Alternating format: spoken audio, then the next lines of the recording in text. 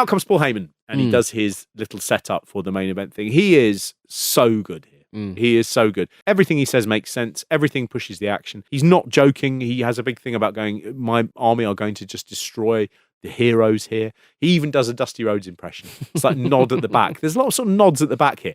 A funny thing to start doing is that because you've got the new people coming in and the writing on the wall, really is for Dusty Rhodes. Yeah. He makes a thing about Dustin Rhodes and he sort of says, you won't be here to have your daddy Dusty Rhodes protect you. And you're sort of, it's always so funny about that where you go, oh, actually, that's a bit of a shit's move because you know that Dusty's on the skids and then you're bringing that up and you're doing a Dusty thing, knowing that Dusty Rhodes is not going to punish you in any way because the power is seeping from, his hands.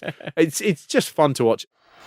What happens if Ricky the Dragon Steamboat goes home and causes his little son psychological damage because the little boy has to watch Daddy suffer permanent disfigurement at the hands of the Dangerous Alliance? Heyman is so underrated at this period. He was always slightly written off before ECW as just this loudmouth, attention-hogging manager character. But he is so good on the mic. Yeah. At a time when you look at, WWF and WCW, no one is good on the mic in these. No one.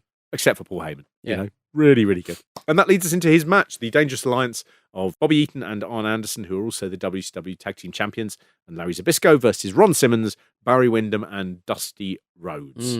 So they have Eaton and Anderson come out. They've got the WCW Tag Team titles. They mentioned they won them 2 days ago. So most people in the arena would not know that there'd been a title change. Yeah, okay. WCW was always keener on doing those untelevised title changes because what it said to the people who were buying tickets for house shows is house shows are important. Yeah. That unlike WWF, you are as likely to see a title change on one of these as a televised thing because we are a sport. And as sport, we can't say, oh, it's definitely going to happen on that night. It could happen any time. Yeah. A good sort of little bit of realism there. I actually saw Sting win the WCW World Championship from Vader at Wembley Arena. Oh, brilliant. And it was one of the only wrestling things I went to where I didn't have my camera. And I remember it happened, and I properly felt like someone had grabbed inside me and just pulled my soul out. I was like, fuck! I'd just seen like the WCW World title change hands. Yeah. And everyone was looking around. Yeah. Everyone was like, what? Has there been a mistake? And just thinking, my God, this is nuts. Sting would lose it about 4 days later when they got to the final tour date in, I think, Dublin. Right. And he regained the belt there. And so they certainly did it with New Zealand and with Japan, where the champion would go over, you'd lose the belt on the first night, and then you'd regain it on the second. So you'd return back to America fully intact. Nothing happened. Yeah. Nothing has happened. Yeah. With New Zealand and some Japanese ones, they never even, they just said, this will never get back. Occasionally magazines would sort of go, oh, here's this match. And they'd be a bit like, that didn't happen. No, it was, lies. No, that was a non-title match, which obviously you can't tell from the photo. But it was just a nice thing that WCW did. I was always really keen on that. Anything can happen. It's a really simple bit of booking. Standing next to me, undoubtedly the most famous wrestler and most successful to ever come from London, Davey Boy Smith. How do you feel being back home? Well, I feel fantastic. I feel great. I feel pumped up. The British Bulldog is back on his home turf. I'm excited, and all you fans better be excited. Me and Michael here are walking around looking for the big Van Vader, who's probably hiding over there behind some pigeons. We're picking the British Bulldog to win the world belt in WCW.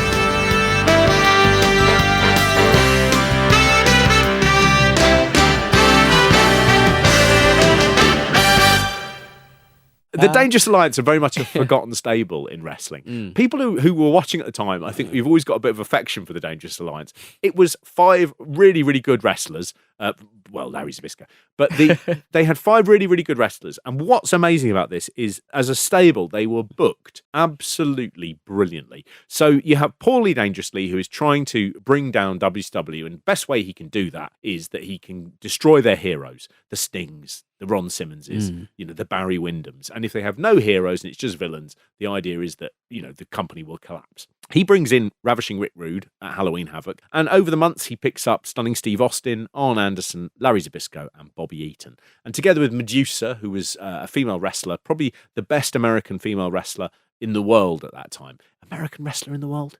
I think I over-egged that's the in right, the world. isn't it? Yeah, well, yeah. No, it sort of does work. Yeah, it does work, yeah. Yeah, I know, I agree. It's like and the also World Series. she was competing mainly in Japan. So actually, Pete, I thought I'd made a Bang mistake. on. But Bang on, mate. I made Don't more worry than about it. bang on. If you had a More than guitar bang right on. now, You could go. That was I'd wicked. be like Van Hammer and I'd press a button and something would shoot out on your face. Like, hey! What they did really, really well in this is they just built them very, very quickly. They were already people who were respected by the fans, and they just had them for 5 months, essentially, run roughshod over WCW. They had all 4 of WCW's belts simultaneously. So they had the tag team belts, the US title, and the TV title. And what they did was they basically made it, the world title was held by Lex Luger, so it was out of their grasp. But that would be the thing that, what else could they do? They climbed every mountain. When you do stables, the best way to build them, of course, is you just go, they are unbeatable. And they did that really well. And so you have the baby faces are on the back heel. They hold all the cards. When you challenge for a title against them, another one will turn up and interfere. It's such simple booking, and it really, really gets over here.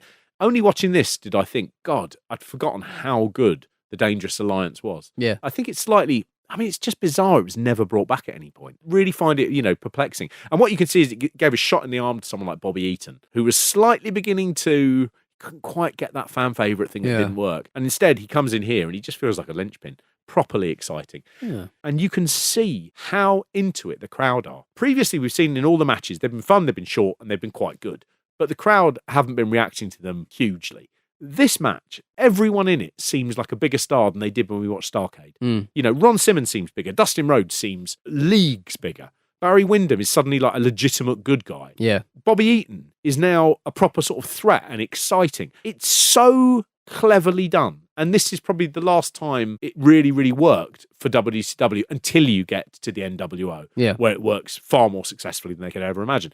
The reason I think people really like the Dangerous Alliance is, unlike the NWO, unlike the Four Horsemen, it never got diluted. There were just 5 guys, and they kept it like that. And it's sort of amazing in a way that it was never been done again. Yeah. Considering Paul Heyman has been in wrestling ever since. Clearly never suggested it again or managed to get it through. They've never had another Dangerous Alliance. Yeah. And it just seems, you look at the talent in it, Steve Austin and Rick Rude, and Bobby Eaton, always the perennial sort of beloved, underrated wrestler.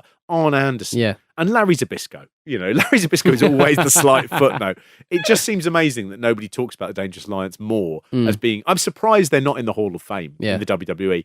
It would be a great way to get Rick Rude in without having to go, we've just got an empty podium. And, here's his family talking about how tragic it was that he died in a way that we, worry about and makes us look bad. It also gets you in Bobby Eaton, who I think, you're going to struggle to get in. He's also part of one of the greatest tag teams of all time, the Midnight Express. It's such a good... And I'd forgotten how good it was until I watched this. And I was like, I am 100% Dangerous Alliance. The first thing I did was I started looking to see if there's any Dangerous Alliance merchandise out there. Is there? No, not enough. A single thing. Not enough. Everyone just seems great. And look, again, this is one of those matches that you just watch and you just go, this is great. Yeah, this is this whole proper pro pay-per-view is wrestling. a really nice watch. Yeah, really easy isn't watch, it? short, lovely. You get to the main event, you're like, oh, I can enjoy this main event because I'm not fucking fatigued. Yeah, completely. I would say the one thing they do wrong in this match is the Dangerous Alliance lose. And that is not what you want. You want them to be unbeatable until you get them into the big match, which will be happening not at Super Brawl, but at the pay-per-view after Wrestle War 92. And it is one of the great matches,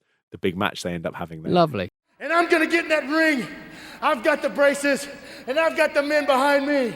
I've got a short list of names, and I'm gonna start kicking tail and forgetting about taking the names.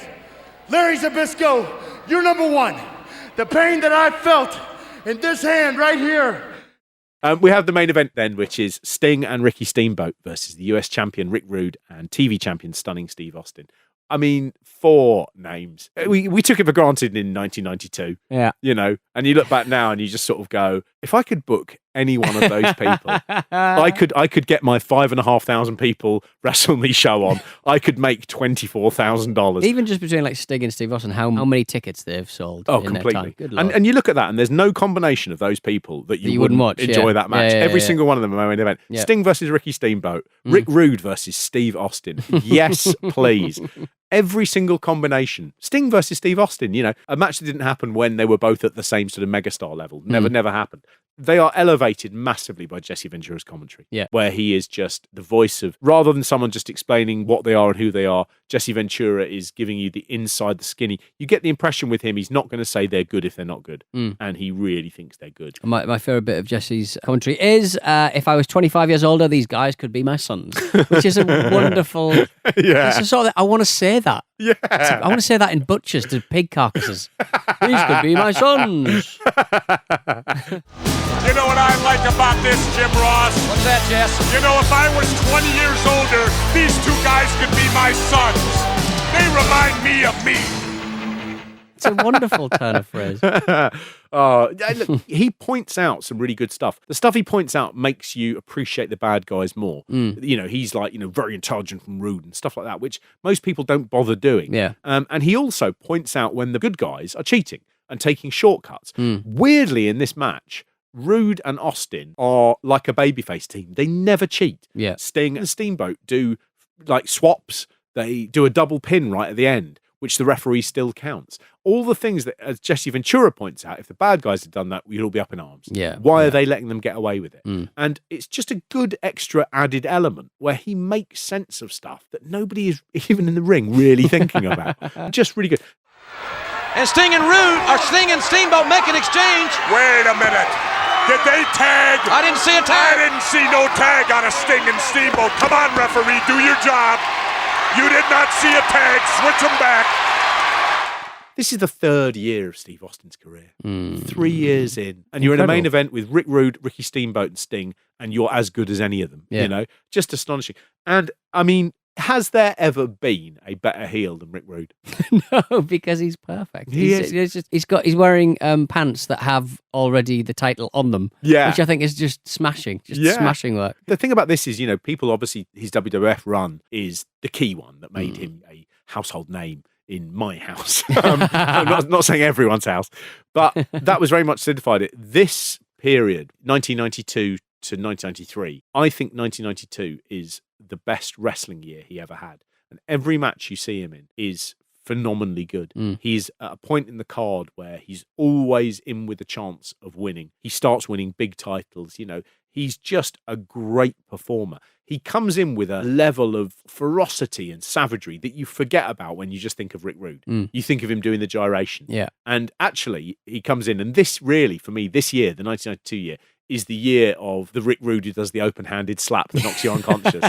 He is brilliant in this. I think he's tough and he's funny and he's impeccably good at timing-wise. He's such an intelligent performer. I watched this and I loved it. They end it so well by, even though the heels lose, and they probably shouldn't, even though they lose, there is cheating, but that's not made a big thing about. Rude and Austin keep on fighting, and they keep fighting, and they end up whipping Steamboat with a belt. A little belt. WWF would never use a little belt. Right. And the reason they never use a little belt is because it looks a little bit cheap. Yeah. Everyone's got a belt at home. Yeah. So it's just like there's a belt lying around. WWE would have done that with a title belt, or they would have done it with some kind of ceremonial paddle that had just been presented at the start of the match. But they've just got a leather belt and it's whipping him away with it. The only other bum note in this is Ricky Steamboat, who is great in the ring, but there's a bit where he's standing over Rick Rude and he does Rick Rude's gyration. Now, Rick Rude obviously has done this a lot of years, and he understands that what you can't do is make it too much like the sexual act. So Rude puts his hands behind his head, very, very far away from his dick and balls. And he does a slow, hips go, and it's not a thrust. No. Ricky Steamboat has gone, anyone can do that. Anyone can do that. Ricky Steamboat stands over him. He's reach around in. He's sort of grinding and bogling. And the audience are like, I do not like this. I don't like... I thought this was family entertainment. What's happened to the nice little Asian guy? I don't want to see actually him having sex with a ghost above the man. It's just too... he just really overgrinds it. Too sexy. Too sexy, Ricky Steamboat. There's something you don't hear every day. But it just reminded me of how great Rude was, how good this period is. 1990 in WCW, they lost millions. 1991, they lost even more. And 1992, I think they performed even worse as the year went on. But I think it has some of my favourite in-ring performers. 1992 WCW has some of the most enjoyable matches that you're ever going to see. Mm. And that's why we decided to kick off with Clash of the Champions. That was enjoyable. We are going to really make enjoyed it. 1992 last forever. And this it was podcast is going to be renamed WCW 1992. This podcast is longer than the show. I think we finally done it. I think this is the first time we've done it. Yay! Well done, everyone. I did have a quick. Who obviously that was his. I tell you who that was did his do thing, it. Yep. wasn't No, Jeffrey Dahmer. Jeffrey Dahmer. Jeffrey Dahmer. He tried to make a zombie at one point by injecting, What? I think, antifreeze into someone's head. Oh no! What I liked about that is they've thought about the effects. Yeah. That's bound to make someone into a zombie. Yeah. But they've not really done any of the research. No, but No. you have to start somewhere, You don't gotta you? start somewhere, I mean, yeah. maybe we're being unfair to Jeffrey Dahmer Yeah. here, to his memory, because we're going, he thought it was going to work first time. He might have been like, no, I was willing to do this 150 times. It was fine tuning. I'm not an idiot. I'm not a monster. Welcome to Wrestle Me.